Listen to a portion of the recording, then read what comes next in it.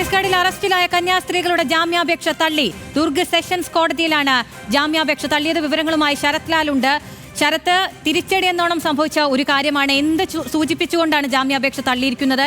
എന്തൊക്കെയാണ് അതിന്റെ വിശദാംശങ്ങൾ? വളരെ ശക്തമായ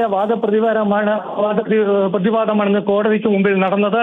അതുപോലെ തന്നെ കന്യാസ്ത്രീകൾക്ക് വേണ്ടി ഹാജരായ രാജേന്ദ്ര തിവാരിയാണ് ഇക്കാര്യം മനുഷ്യ 1 മണിയോടുകൂടി കോടതിക്ക് മുമ്പിലെ വാദം ക്ഷമിക്കണം ബജ്രംഗ് ദളിന്റെ അഭിഭാഷകർ ഉയർത്തു. ഈ കോടതിക്ക് ഇത് പരിഗണിക്കാൻ കഴിയും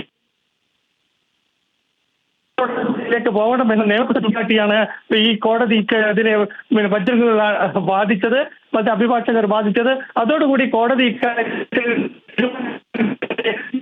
തള്ളുകയായിരുന്നു. തനിക്ക് ഈ ഹരിത പരിയുടെ ഈ കുറ്റകൃത്യത്തിനുള്ള ജാമ്യം നൽകാനുള്ള അധികാരമില്ല എന്ന ബജ്രംഗ് അഭിഭാഷകരുടെ വാദം കണക്കിലെടുത്തുകൊണ്ടാണ് കോടതി ഇക്കാര്യം ചെയ്തത്. ഇന്ന് ഈ ജാമ്യാപേക്ഷ പരിഗണിക്കാൻ കഴിയില്ല. അതുകൊണ്ട് തന്നെ നിയമം അനുസരിച്ച് ഇത് ജാമ്യാപേക്ഷ പരിഗണിക്കുന്ന പ്രത്യേക കോടതിയിലാണ് ഇത്തരം കുറ്റങ്ങൾക്ക്. അതിനുവേണ്ടിയുള്ള കോടതി ഇവിടെ ഉണ്ട്. ആ കോടതിയെ സമീപിക്കുന്നു എന്ന് പറഞ്ഞതുകൊണ്ടാണ് ജസ്റ്റിസ് ഈ കോടതിയിൽ ഈ ജാമ്യാപേക്ഷ തള്ളിയിരിക്കുന്നത്. എന്നാലും കന്യാസ്ത്രീകൾ ഇന്നും കന്യാസ്ത്രീകൾക്കെതിരെ ഉള്ള ജാമ്യാപേക്ഷക്കെതിരെ ശക്തമായ വാദമാണ് ബജ്രംഗ് ദൾ അഭിഭാഷകർ നടത്തിയത്. അത് കോടതിയിൽ പ്രധാനമായി പറഞ്ഞ സെഷൻസ് കോടതിക്ക് ഇത്തരം കുറ്റങ്ങൾക്ക് ജാമ്യം നൽകാൻ കഴിയില്ല. ഹൈക്കോടതിക്കോ അല്ലെങ്കിൽ NIA കോർട്ടിനോ അല്ലെങ്കിൽ പ്രത്യേക കോടതി ഇപ്പോൾ മാത്രമാണ് ഈ കേസുകളിൽ എന്ന് വ്യക്തമാക്കിയിരിക്കുന്നത്. ഏതായാലും വളരെ വലിയ തിരിച്ചടി എന്ന് തന്നെ വേണം BJPക്കും അതേപോലെ തന്നെ ഈ സർക്കാരും ഛത്തീസ്ഗഡ് സർക്കാരിനും തന്നെ ഒരു തിരിച്ചടി എന്ന് വേണ്ടിവരും. സർക്കാർ അഭിഭാഷകനെ സംബന്ധിച്ചിടത്തോളം പ്രധാനപ്പെട്ട ഒരു പറയാൻ പോലും അവസരം ലഭിച്ചില്ല എന്നുള്ളതാണ് നമുക്കിപ്പോൾ പറയാനുള്ളത്. കോടതി മുറിയിൽ തിങ്ങി നിറഞ്ഞിരുന്നു. വളരെ ശാന്തതയോടെ നടന്നിരുന്ന വാദമാണ് ബജ്രംഗ് അഭിഭാഷകരുടെ ഇടപെടലുകളെ വളരെ വലിയ തരത്തിലേക്ക് മാറിയിരുന്നത്. തുടക്കത്തിൽ ജാമ്യം ലഭിക്കുമെന്നൊരു പ്രതീക്ഷ ഉണ്ടായിരുന്ന സമയത്താണ് കോടതി റെയിൽവേ പോലീസിലെ ഇൻവെസ്റ്റിഗേഷൻ ഓഫീസറടക്കം വിളിച്ചു വരുത്തിയിരുന്നു. എന്നാൽ ഈ സമയത്താണ് ബജ്രംഗ് ദളിന്റെ അഭിഭാഷകർ വളരെ പ്രധാനപ്പെട്ട ഒരു നിയമപ്രശ്നം ചൂണ്ടിക്കാണിച്ചത്. ഈ ഹർജി പരിഗണിക്കാൻ സെഷൻസ് കോടതിക്ക് അധികാരമില്ല. ആ കാര്യത്തിൽ ഛത്തീസ്ഗഡിലെ മതപരിവർത്തന നിയമം ഇത് അനുവദിക്കുന്നില്ല എന്ന് ചൂണ്ടിക്കാട്ടിയാണ് കോടതി ഇപ്പോൾ ഇത് നിരസിച്ചിരിക്കുന്നത്. ഏതായാലും ബജ്രംഗ് ദൾ അഭിഭാഷകർ ഇപ്പോൾ ആഹ്ലാദ പ്രകടനം പോലും കോടതി മുറിക്ക് പുറത്ത് നടത്തി.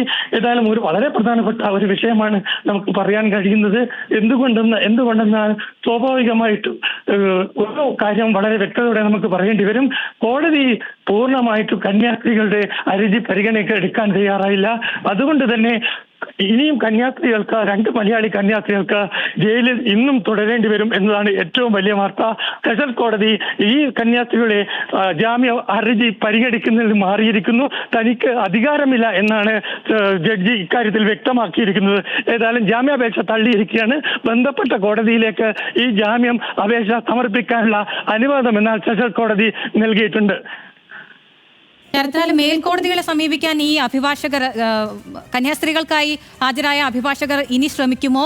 ഈ ചുമത്തിയിട്ടുള്ള ഇത്രയധികം വകുപ്പുകളാണോ ഇതിനെല്ലാം തിരിച്ചടിയായത്?